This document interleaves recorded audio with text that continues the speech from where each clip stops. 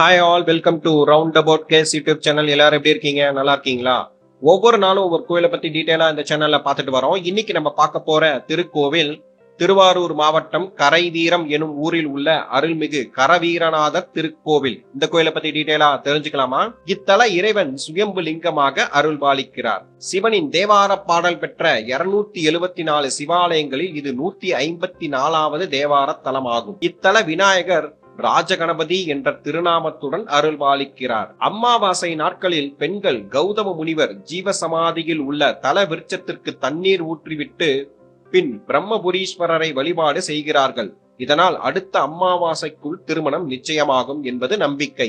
இரவில் இங்கு தங்கி மறுநாள் இறைவனை வழிபாடு செய்தால் எப்படிப்பட்ட கஷ்டமாக இருந்தாலும் நீங்கிவிடும் என்பது ஐதீகம். சிவபெருமான் தான் பிரதிஷ்டை செய்த லிங்கத்தை பராமரிக்க கௌதம முனிவரை நியமித்தார். கௌதம முனிவர் இத்தலத்தில் தவம் செய்து இறைவனின் அருள் வேண்டினார். இவரது தவத்தில் மகிழ்ந்த இறைவன் வேண்டும் வரம் கேள் என்றார். அதற்கு முனிவர், இறைவா, நான் இறந்த பின் எனது உடலை யாரும் பார்க்க கூடாது. ஏனெனில் உனக்கு சேவை செய்ய வந்தவன் நான். சிவனை வணங்க வருபவர்கள் முனிவராகிய என்னையும் சேர்த்து வழிபாடு செய்வார்கள். எனவே என்னை இத்தலத்தில் தல விருட்சமாக ஏற்று அருள் புரியுங்கள் என்றார். இறைவனும் அதன்படி அருள் புரிந்தார். எனவேதான் அமாவாசை நாட்களில் பெண்கள் கௌதம முனிவர் ஜீவசமாதியில் உள்ள தல விருட்சத்திற்கு தண்ணீர் ஊற்றிவிட்டு பின்பு பிரம்மபுரீஸ்வரரை வழிபாடு செய்கிறார்கள். கரவீரம் என்பதற்கு பொன்னலரி என்பது பொருள். அலரியை தலமரமாக கொண்டதால் இத்தலம் கரவீரம் எனப்படுகிறது. திருஞான சம்பந்தர் இத்தலம் வந்தபோது இருட்டிவிட்டதால் இரவு தங்கி மறுநாள் இறைவனை பாடியுள்ளார். சம்பந்தர் தான் பாடிய ஒவ்வொரு பாடலிலும் இப்பெருமானை வழிபட்டதால் வினைகள் யாவும் நீங்கும் என பாடியுள்ளார். எனவே பக்தர்கள் ஏதேனும் ஒரு இரவில் தங்கி மறுநாள் இறைவனை வழிபாடு செய்தால் எப்படிப்பட்ட கஷ்டமாக இருந்தாலும் நீங்கிவிடும் என்பது ஐதீகம். சிவபெருமானின் தரிசனம் வேண்டி ஒரு கழுதை இத்தலத்தில் தவம் இருந்தது. தரிசனம் கிடைக்காத வருத்தத்தில் நாகூர் வரை நடந்து சென்று கடலில் விழ இருந்தது. அப்போது ஏதோ சத்தம் கேட்க கழுதை திரும்பி பார்த்தபோது இத்தலத்தில் இருந்தபடியே இறைவன் தரிசனம் தந்து மோட்சம் அளித்தார் என புராணம் கூறுகிறது.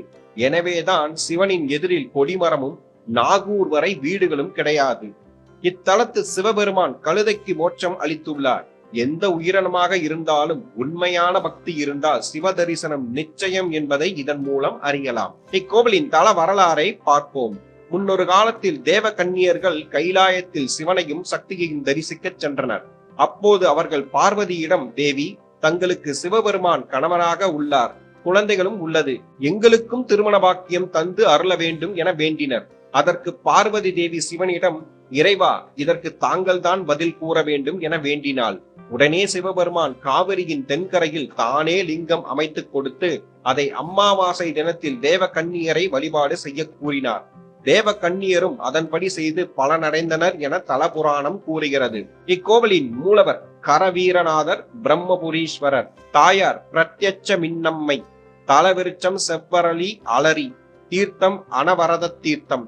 புராண பெயர் திருக்கரவீரம் கரையபுரம், இப்போது இருக்கும் பெயர் கரைவீரம். கோவில் திறந்திருக்கும் நேரம் காலை 6 மணி முதல் 12 மணி வரை, மாலை 5 மணி முதல் இரவு 8 மணி வரை திறந்திருக்கும்.